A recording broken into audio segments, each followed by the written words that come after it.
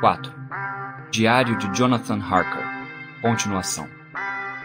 Despertei em minha cama. Se tudo não passou de um sonho, o conde deve ter me carregado até meu quarto. Tentei achar uma explicação para o ocorrido, mas não consegui chegar a nenhuma conclusão. Havia algumas evidências no quarto, como minha roupa dobrada e arrumada de maneira esquisita, meu relógio parado, e eu costumo dar corda nele sempre antes de deitar, entre outros detalhes. Mas nada disso pode ser considerado como uma prova definitiva. Podem ser evidências de que minha mente não estava em seu estado normal. Tenho que ficar atento para comprovar minhas teorias. Mas uma coisa me alegra. Se foi o conde que me trouxe até aqui e me despiu, deve tê-lo feito correndo, já que meus bolsos estavam intactos. Estou certo de que este diário teria sido um mistério insuportável para ele. Ou o roubaria, ou o destruiria, mas não deixaria comigo. Ao dar uma boa olhada no quarto, ainda que já viva aqui há algum tempo, me dou conta, só agora, que este aposento é uma espécie de santuário para mim, pois nada pode ser mais terrível do que essas mulheres monstruosas à espreita para me chupar o sangue.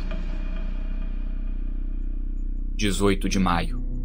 Aproveitei a luz do dia para vistoriar novamente aquele quarto, mas a porta estava trancada. Ela havia sido empurrada com tanta força contra o batente que lascou boa parte da madeira.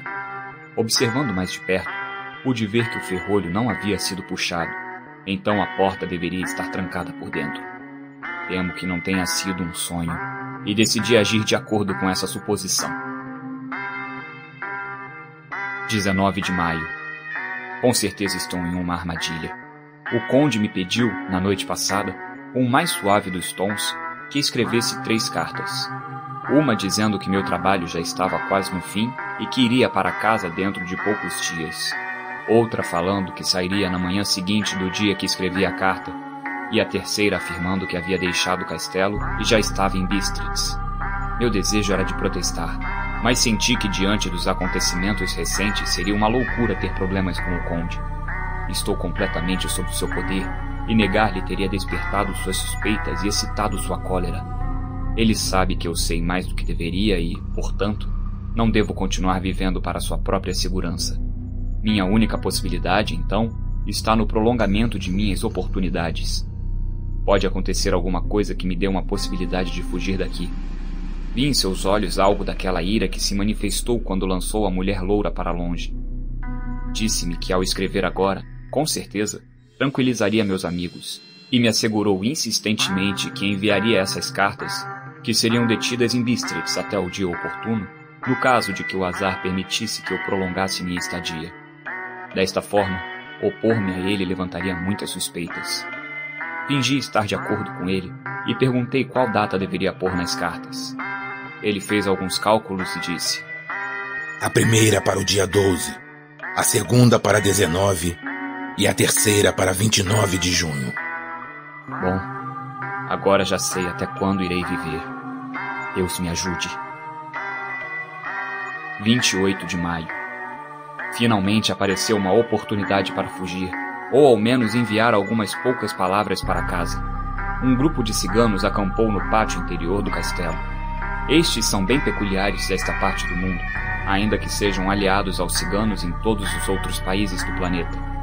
Existem milhares deles na Hungria e Transilvânia, vivendo quase sempre à margem da lei.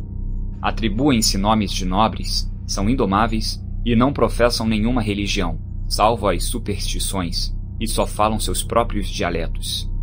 Irei escrever algumas cartas para casa e tratarei de convencê-los de que as coloquem no correio. Já falei com eles através da janela. Foi um contato inicial para que nos conhecêssemos. Na ocasião, tiraram os chapéus e fizeram muitas reverências e sinais. Não conseguia entender muito mais do que já compreendo do idioma que falam. Escrevi as cartas. Ao Sr. Hawkins, pedi que se comunicasse com Mina. Já para ela expliquei em taquigrafia minha situação, mas sem os detalhes de terror para não assustá-la mais do que deveria.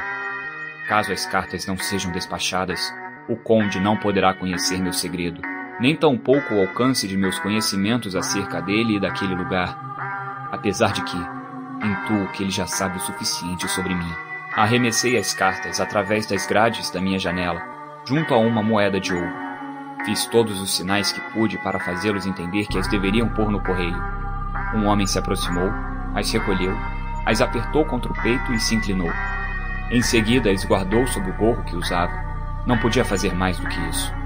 Regressei em silêncio à biblioteca e comecei a ler, enquanto esperava pelo conde. Mas o conde não apareceu, então escrevi aqui mesmo. O tempo passou e eu já estava novamente absorto em um livro sobre Londres, quando o conde entrou e se sentou ao meu lado. Disse-me com a mais suave das vozes enquanto abria 2 cartas. Os ciganos me entregaram estas, das quais, ainda que não saiba a procedência, me ocuparei certamente. Veja. Claro que deve tê-la olhado antes. Uma é do senhor, e é dirigida a meu amigo Peter Hawkins. A outra... Ele viu pela primeira vez aqueles estranhos símbolos ao abrir o envelope, e um olhar turvo apareceu em seu rosto. Seus olhos refulgiam malignamente. A outra é algo vil. Um insulto à hospitalidade e à amizade. Não está assinada, então não nos deve importar. E então, com muita calma, segurou a carta sobre a chama da lamparina até que se consumisse. Depois disso, continuou. A carta para Hawkins, já que é sua, a enviarei. Suas cartas são sagradas para mim. Perdoe-me, meu amigo, que sem querer tenha rasgado o selo. Não quer colocá-la em outro envelope? Estendeu-me a carta e, com uma reverência cortês, me deu um envelope novo. Eu escrevi novamente o endereço e a devolvi em silêncio. Quando saiu do quarto, escutei o barulho da chave girando. Esperei 1 minuto e tentei abri-la. A porta estava trancada. 1 ou 2 horas depois, o conde entrou silenciosamente no meu quarto. Sua chegada me acordou, pois havia dormido no sofá. Estava bastante gentil e alegre à sua maneira. Vendo que eu havia caído no sono, disse: Então meu amigo está cansado. Vá para a cama. Ali é onde poderá descansar em segurança. Não poderei ter o prazer de conversar com o senhor esta noite, já que preciso resolver muitas questões pendentes, mas desejo que durma com tranquilidade. Fui para a cama e, estranhamente, dormi sem sonhar. O desespero tem sua própria calmaria. 31 de maio. Quando despertei esta manhã, pensei em tirar alguns envelopes e papéis de carta de minha pasta, para guardá-los em meus bolsos. Assim poderia escrever caso encontrasse outra oportunidade, mas uma surpresa me esperava. Uma das grandes. Não encontrei nenhum pedaço de papel. Tudo havia desaparecido junto com minhas anotações e meus documentos. De fato, tudo que poderia ser-me útil caso conseguisse sair do castelo. Sentei-me e refleti por alguns instantes. Tive uma ideia e corri até o guarda-roupa. As roupas com as quais cheguei de viagem não estavam lá, nem meu sobretudo. Não encontrei pistas deles em lugar nenhum. Isto me pareceu mais um ato de vilania. 17 de junho. Esta manhã, enquanto pensava nos últimos acontecimentos, escutei lá fora o estalido de chicotes e cascos de cavalos.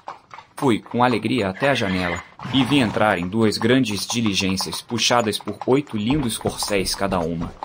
Corri até a porta na tentativa de descer e alcançá-los no corredor principal, mas minha porta estava trancada por fora. Então voltei para a janela e gritei pelos condutores, que de longe me pareceram ser eslovacos. Naquele momento, o chefe dos ciganos saiu, disse algo e todos começaram a rir. Depois disso, nenhum esforço meu, nenhum grito, fez com que eles me dessem atenção. As diligências estavam carregadas com grandes caixas quadradas e me pareciam estar vazias pela forma com que eram descarregadas. Quando todas já estavam empilhadas no chão, o cigano deu uma quantia em moedas de ouro para os eslovacos e estes partiram. 24 de junho, antes do amanhecer. Esta noite o conde me deixou bem cedo e se fechou em seu aposento. Assim que tomei coragem, subi pela escada em caracol e olhei pela janela que dava para o sul. Pensei que deveria vigiar Drácula, pois tinha certeza de que algo estranho estava acontecendo. Os ciganos estavam acampados em algum lugar do castelo e trabalhavam em algo. Sei disso porque de vez em quando escuto, lá longe, um ruído abafado de pais e picaretas. Já estava olhando pela janela por quase meia hora, quando vi algo saindo da janela do conde. Retrocedi e observei cuidadosamente. Era um homem, e tive a enorme surpresa de descobrir que ele estava usando as minhas roupas desaparecidas. Ele levava pendurada A terrível bolsa que eu havia visto naquela noite horrenda, quando aquelas mulheres tentaram me atacar. Não havia dúvida sobre seus objetivos, ainda mais vestido com meus trajes.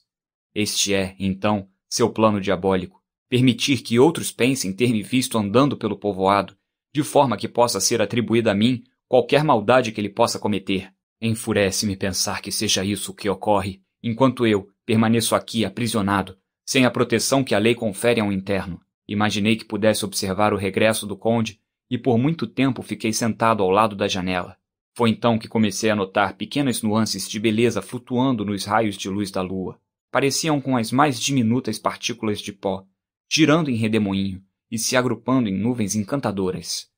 Neste momento a calma invadiu meu ser, e me reclinei para buscar uma posição mais confortável, para gozar plenamente deste espetáculo etéreo. Um leve uivo melancólico de cães, vindo de algum lugar longe no vale, me assustou. Soou cada vez mais forte e as partículas de pó flutuantes tomaram novas formas, como se bailassem ao compasso de uma dança ao luar. Senti-me fazendo um esforço desesperado para manter-me lúcido.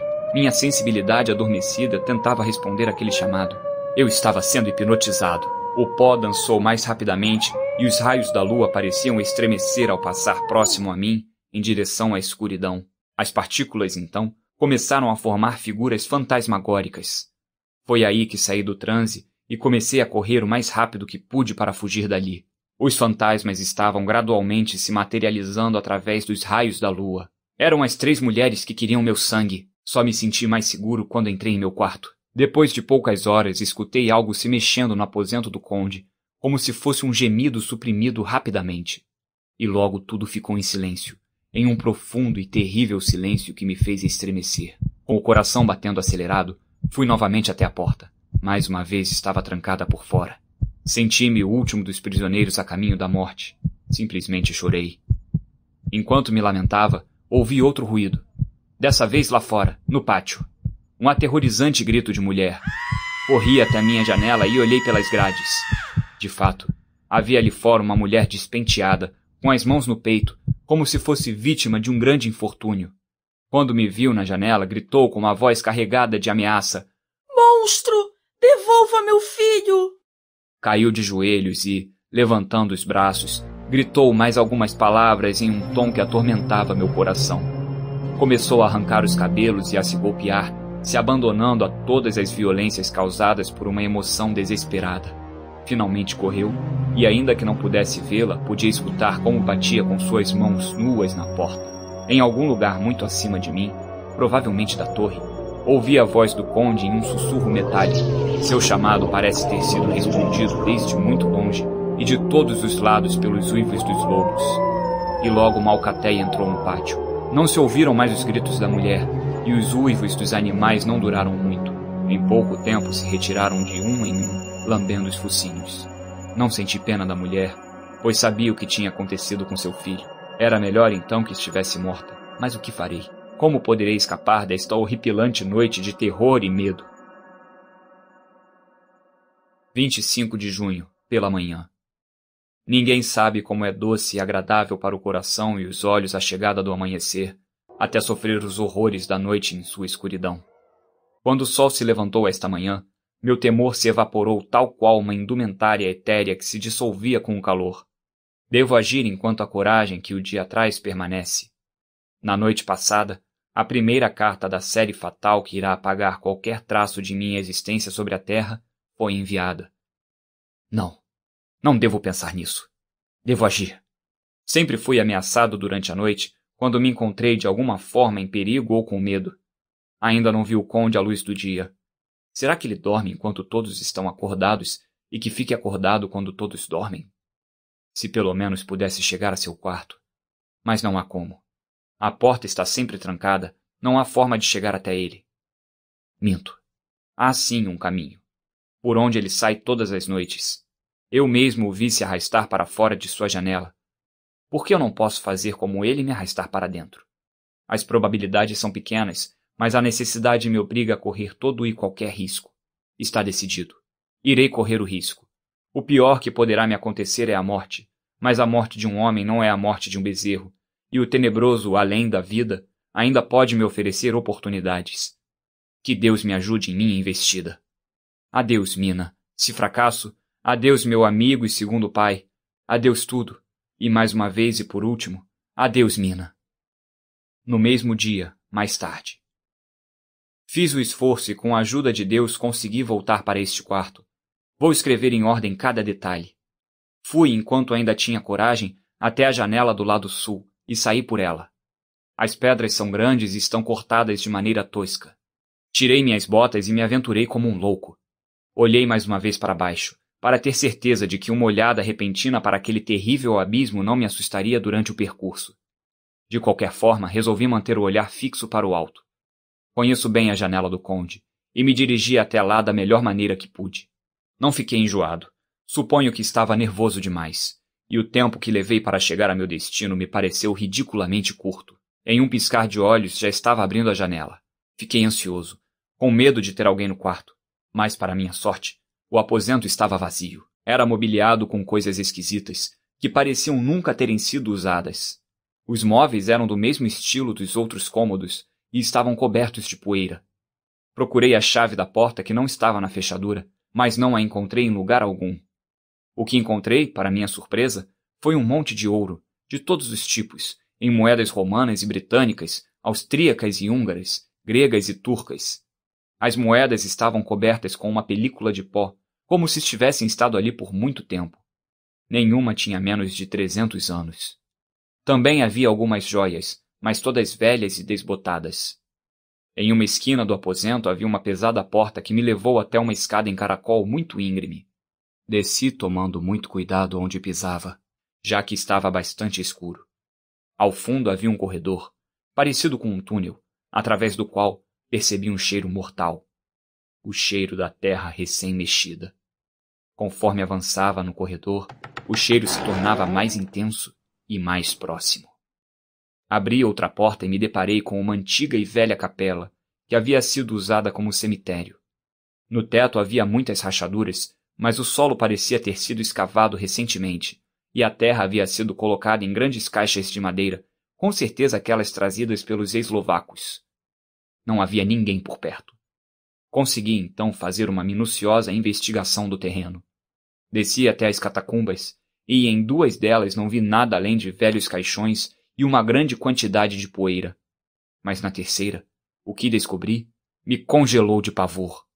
Ali, em um dos caixões maiores, e havia mais de 50 deles, sobre um monte de terra recém-escavada, jazia o conde. Estava morto ou adormecido, eu não podia saber daquela distância. Seus olhos estavam abertos, vidrados como na morte, mas suas bochechas tinham o calor da vida, apesar de sua palidez. E seus lábios estavam mais vermelhos que de costume. Isso me confundiu. Não havia nenhum sinal de movimento ou pulso ou respiração, nem a batida do coração. Inclinei-me sobre ele e tentei encontrar algum sinal de vida, mas foi em vão. Não podia estar ali há muito tempo, pois o cheiro de terra teria se dissipado em poucas horas. Ao lado do caixão estava a tampa, atravessada por grandes furos aqui e ali. Pensei que as chaves poderiam estar com ele, mas quando ia revistá-lo, vi seus olhos mortos. E neles, apesar de mortos, um olhar carregado de muito ódio. Ainda inconsciente de mim ou de minha presença, fugi, abandonando o aposento do conde outra vez através da parede do castelo. Ao chegar ao meu quarto, me atirei na cama e comecei a pensar sobre tudo aquilo. 29 de junho. Hoje é a data de minha última carta, e o conde deu sinais de que realmente apostou, pois outra vez o vi abandonando o castelo pela mesma janela, vestido com minhas roupas. Ao vê-lo deslizar pela janela, igual a uma lagartixa, senti o desejo de ter à mão um fuzil ou qualquer outra arma letal para poder destruí-lo. Mas temo que nenhuma arma manejada pela mão do homem possa ter algum efeito sobre ele. Não me atrevi a esperar por seu regresso ali naquela janela, pois temia voltar a ver suas malvadas irmãs. Voltei para a biblioteca e li até adormecer. Foi o próprio conde que me acordou. Amanhã, meu amigo, devemos partir.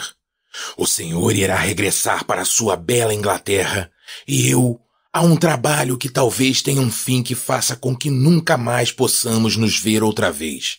Sua carta para casa foi despachada. Amanhã não estarei aqui, mas tudo estará pronto para sua viagem.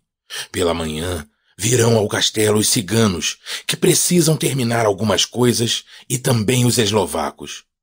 Quando partirem, minha carruagem virá buscá-lo e o levará até o desfiladeiro de Borgo. Ali, irá se encontrar com a diligência que vai de Bukovina a Bistritz. Mas devo admitir que tenho a esperança de voltar a vê-lo no castelo de Drácula. Suspeitei de suas palavras e resolvi testar sua sinceridade. Sinceridade? Parece uma profanação da palavra se conectada a um monstro como este, de forma que falei sem rodeios. E por que não posso partir hoje à noite? Porque, querido amigo, meu cocheiro e os cavalos saíram em uma missão. Mas eu teria muito prazer em caminhar. O meu desejo é sair daqui o quanto antes. Ele sorriu, com aquele sorriso suave, delicado e diabólico. Imediatamente eu soube que havia alguma armadilha por trás de toda aquela amabilidade. Falou. E sua bagagem? Não me importa. Posso mandar buscar depois. Ele se levantou e disse de maneira tão doce que me fez esfregar os olhos para ver se era real. Os senhores ingleses têm um ditado que me é muito caro, pois seu espírito é o mesmo que rege os boiars. Dê as boas-vindas àquele que chega, apresse o hóspede que parte. Venha comigo, querido e jovem amigo. Nem uma hora mais ficará em minha casa contra seus desejos, ainda que me entristeça sua partida e que assim o deseje tão repentinamente. Venha. Com uma seriedade majestosa, ele, com a lamparina, me precedeu pelas escadas. De repente se deteve. Ouça! O uivo dos lobos nos chegou aos ouvidos e pareciam muito próximos a nós. Foi quase como se os uivos tivessem brotado a um gesto de sua mão, assim como surge a música de uma grande orquestra, a um levantar de batuta de um maestro.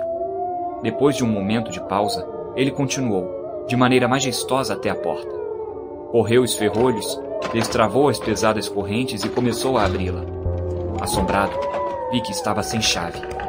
Olhei por todas as partes ao meu redor, mas não pude ver chave de nenhuma espécie.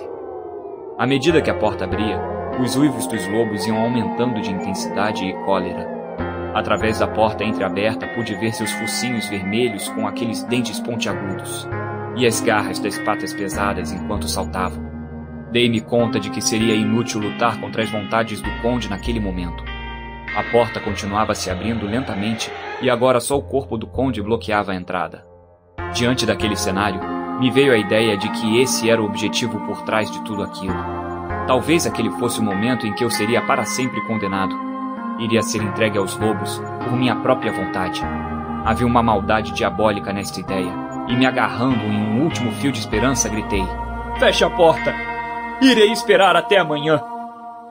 Cobri o rosto com as mãos para ocultar as lágrimas de minha amarga decepção.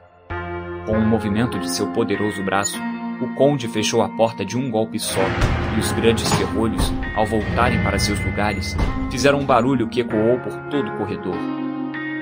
Voltamos para a biblioteca em silêncio. Depois de 1 ou 2 minutos, fui para o meu quarto. A última coisa que vi do conde foi seu terrível olhar, com uma luz vermelha de triunfo e um sorriso do qual Judas, no inferno, poderia sentir orgulho. Já em meu quarto, estava a ponto de me deitar quando escutei uns murmúrios atrás da minha porta. Aproximei-me em silêncio e me pus a escutar. A menos que meus ouvidos tenham me enganado, ouvi a voz do conde. Para trás! Para trás! Voltem para seus lugares! Ainda não chegou a hora de vocês! Esperem! Tenham paciência! Esta noite é minha!